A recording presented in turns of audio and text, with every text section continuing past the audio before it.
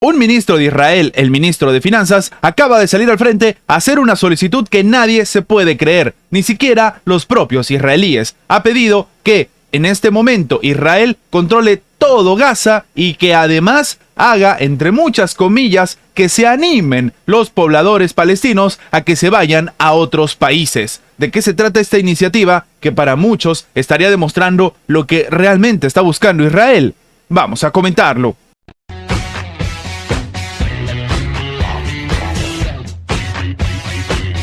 El ministro de Finanzas de Israel, Bezalel Smotrich, ha solicitado el día de hoy y de manera formal que deberían regresar los colonos judíos a la Franja de Gaza. Y además se debería, de nuevo, entre muchas comillas, animar a la población palestina a que emigren a otras naciones. Sí, tras meses en el peligroso y triste conflicto que se está viviendo entre Israel y el movimiento palestino Hamas, y desde los altos círculos políticos de Tel Aviv, empiezan a resonar cada vez más estas voces que están pidiendo un control total de la Franja de Gaza por parte de las autoridades del propio Israel. De manera literal y parafraseando lo que ha dicho en este caso el propio político israelí, él dice que para mantener la seguridad debemos controlar el territorio. Para controlar militarmente el territorio durante mucho tiempo necesitamos una presencia civil. Esto es lo que ha afirmado Smotrich, es decir, que quiere que ya no haya civiles de Palestina en esta parte del mundo, sino de Israel. De hecho, él está sugiriendo que el gobierno de Israel debería, de nuevo entre comillas,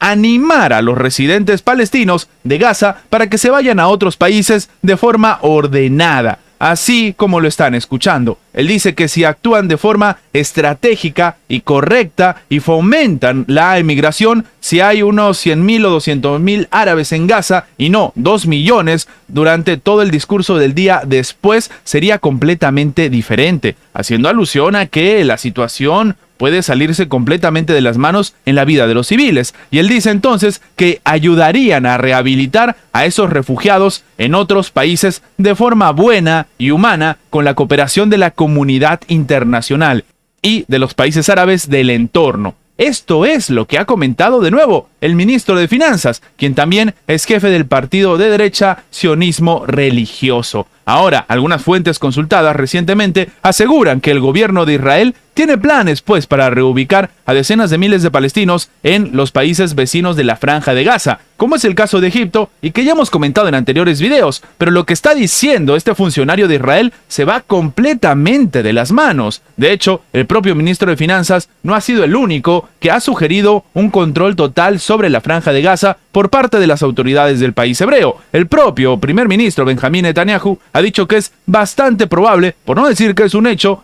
que Tel Aviv asuma el control del territorio palestino cuando termine su ofensiva militar. Y aunque Netanyahu ha comentado que el único objetivo del país es destruir a Hamas, la realidad es que la mayor parte del territorio de Gaza ha sido devastado. Y además de todo esto, ellos mismos han dicho que lo van a administrar por plazo indefinido, algo en lo que incluso el propio Joe Biden, la propia administración estadounidense, no está de acuerdo. Ahora, ¿de qué se trata esto del regreso de los colonos? Vamos a explicarlo un poco. En el 2005, Israel retiró a sus tropas y a sus colonos de la Franja de Gaza. Con ello, terminó su presencia ilegal en el enclave palestino que mantenía desde 1967. Sin embargo, mantuvo el control de las fronteras e impuso un régimen de seguridad tan estricto en Gaza que se le conoce como la prisión al aire libre más grande del mundo. Todos los asentamientos en territorio palestino ocupado se consideran ilegales, según el propio derecho internacional y la Organización de las Naciones Unidas. Pero sin embargo, aparentemente para Israel esta sería una buena estrategia, o si acaso la única salida que estarían considerando.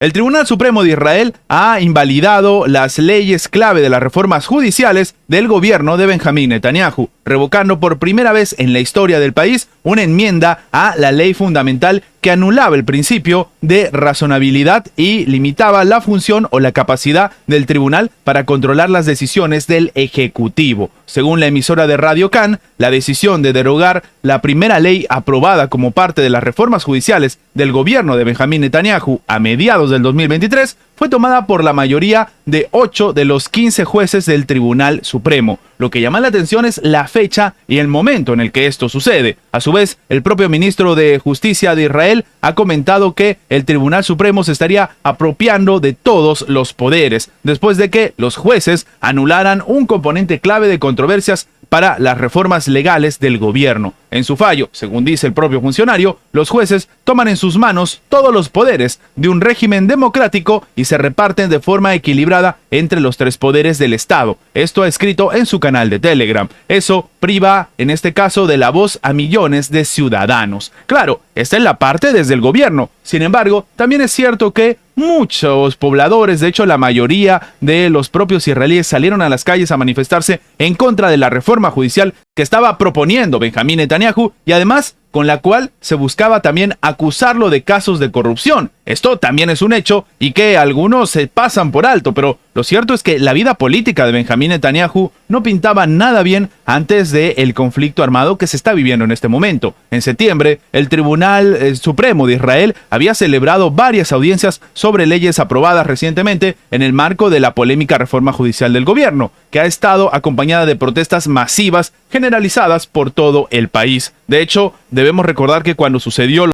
de Hamás, lo primero que hizo el propio Benjamín Netanyahu es salir al frente a decir que se deberían olvidar de las rencillas, se deberían olvidar del momento, la crisis política y de división social que se vivía en el país para salir adelante y empezar a responder a Hamás. Esto es lo primero que hizo Benjamín Netanyahu. Claro que ahora, en la celebración de Año Nuevo, precisamente el tribunal decida tomar esta medida mientras se está viviendo un conflicto armado ya casi a gran escala entre Israel y no solamente el grupo palestino Hamás, empieza a llamar la atención, pero demostraría lo que algunos han estado confirmando o comentando de un tiempo a esta parte, que sencillamente la vida política del propio Benjamín Netanyahu ha llegado a su fin.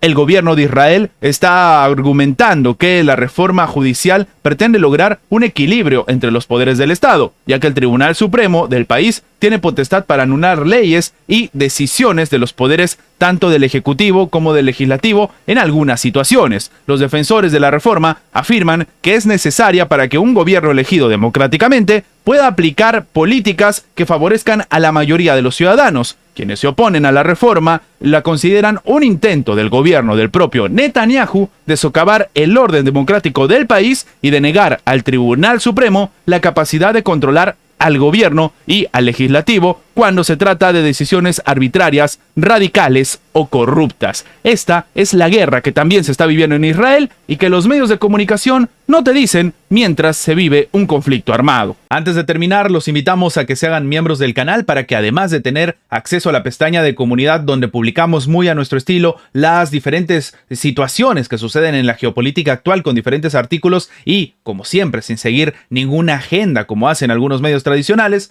también van a tener acceso previo a poder ver los videos antes de su publicación en las horas normales, en una forma de agradecerles a todos los que hacen posible el mantenimiento de este proyecto. De nuevo, por solamente $1.99 tienen estas ventajas en forma de agradecimiento por apoyar a mantener este proyecto. Sin más que agregar, nos vemos en la próxima.